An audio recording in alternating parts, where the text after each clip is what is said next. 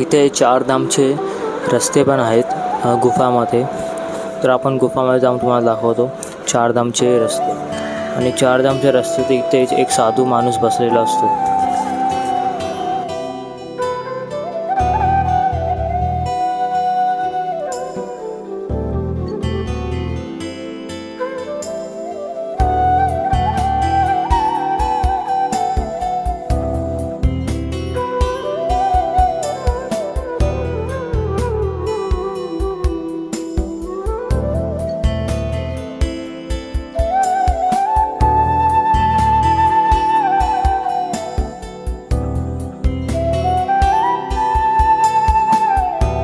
शिप्रा नदीची आरती बघायला चाललो आहे घाटवरती. तर तुम्हाला तिकडे दाखवतो व्हिडिओ.